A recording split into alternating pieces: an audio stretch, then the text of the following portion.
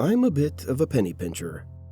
I try to stick to the bare essentials when grocery shopping, and I spend most of my free time earning money in other ways. I sell things, look for odd jobs on Craigslist, and take surveys online. It's more than likely due to these surveys that I even received a mystery package in the mail. Allow me to explain. I take countless surveys online that range from questions about my shopping experiences to very intrusive personal queries. After roughly 30 surveys or so, most sites will send you some money, anywhere from $1 to $5. I mostly get $2 bills. It's tedious work, but if you have nothing else to do, why not make some extra cash? And like I said, I'm a penny pincher. It's not that I'm greedy or anything. I just feel more comfortable knowing that I have a good chunk of money to fall back on in case of an emergency.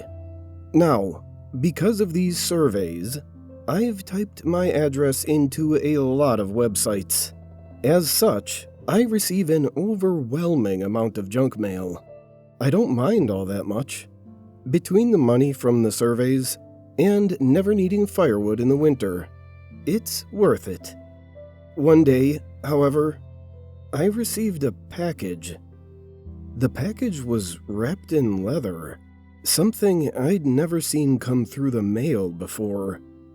Embossed in the upper left corner was a rather impressive logo. It seemed that the mystery package was from a company called SynthetiCorp. Initially, I thought there was some sort of mix-up at the post office, but my name and address were right there on the package, embossed, just like the logo. I asked my wife what she thought of it, but she offered no insight.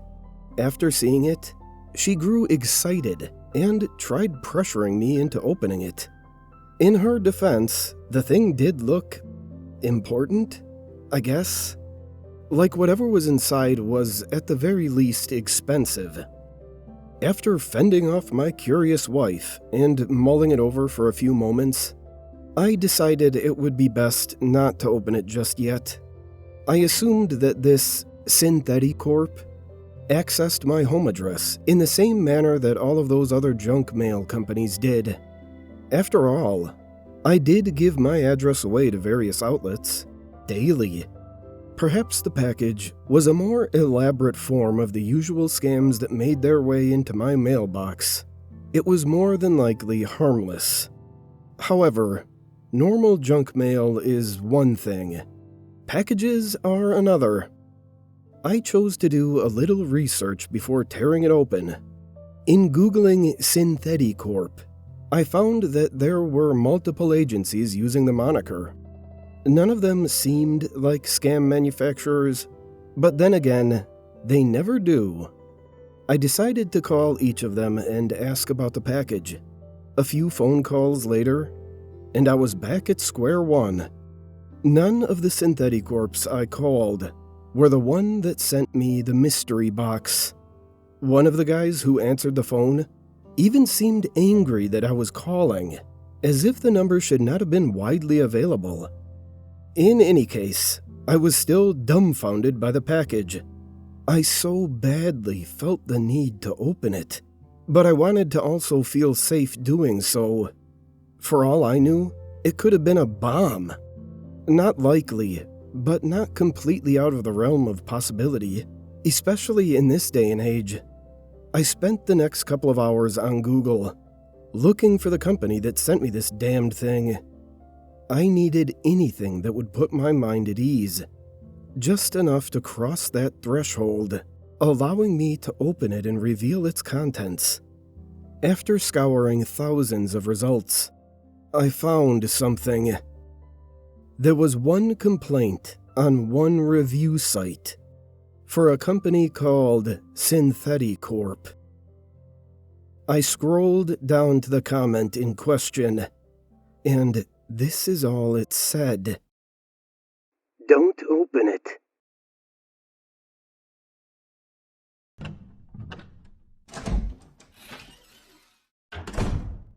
A few days have passed since doing my makeshift research on the package. After reading the alleged complaint from the random review site I visited, I was more than a bit hesitant to open the thing up. In fact, I almost put it out with the garbage. Out of sight, out of mind, as the old saying goes. The only thing that kept me from doing this was my curiosity. Because of this, I left it in my car. I tried one more time to forget about it, but this was not a simple task. I kept wondering about what might be waiting for me inside the package. An invitation to a secret society, a priceless oddity passed from stranger to stranger, or some other type of treasure. I couldn't help but fantasize about it. I did this so much that opening it became an inevitable conclusion. Noticing that my car hadn't exploded yet, and thinking a little more clearly about the situation, I decided that taking a peek inside the package would be a harmless venture. After all, the complaint I'd seen could have been about any one of the dozens of SynthetiCorps out there, or, more likely, it was a fake review. Either way, it was nothing more than an eerie coincidence. At least, that's what I told myself in an effort to justify my desires. My curiosity demanded placation. On the day in question, I arrived home from work and brought the leather-bound box inside. I placed it on the kitchen table and stared at it. I had told my wife about my plans to open it, and she demanded that I wait for her to get home before doing so. I told her that I might. Truth be told, I couldn't. I needed to solve the mystery, if only to satisfy my hunger for answers. I grabbed the damn thing and attempted to rip it apart.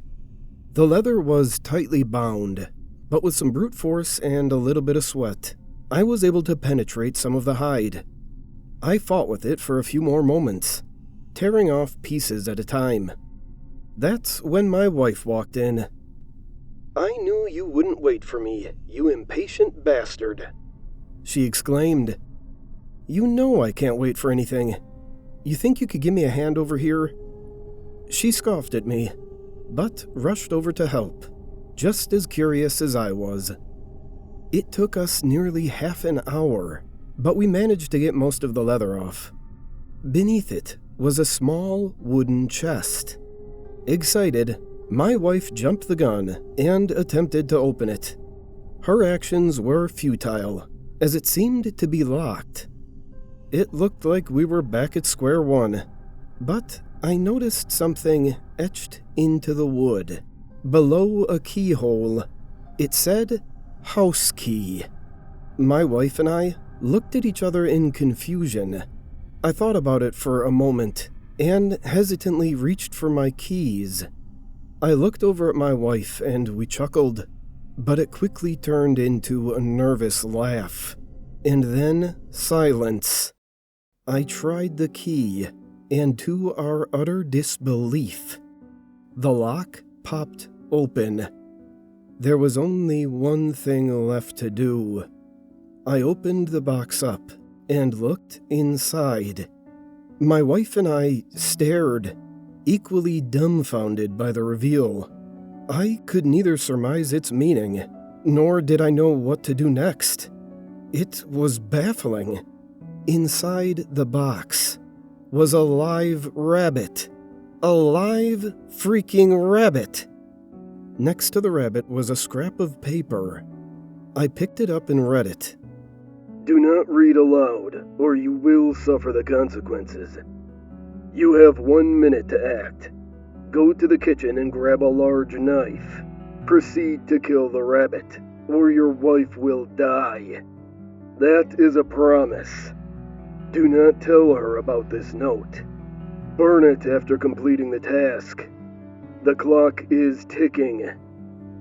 Below the text was a picture of my wife, sleeping in bed. I had never seen that picture before. Without hesitation, I ran to the kitchen, grabbed the largest knife I could find, and hurried back over to the rabbit. I stabbed it multiple times until I knew it was dead. I expected my wife to scream, but she didn't. Instead, she asked a question. "What are you doing?" I looked over at her, apologetically. "I can't tell you. Please, just trust me. We'll have to bury it in the yard." "Bury what in the yard?" she asked, sounding a bit confused. "The rabbit," I said. "What rabbit?" she asked. "The one right here." I gestured towards the bloody carcass in the box. My wife shot me the weirdest look before speaking again. "Hon, the box is empty."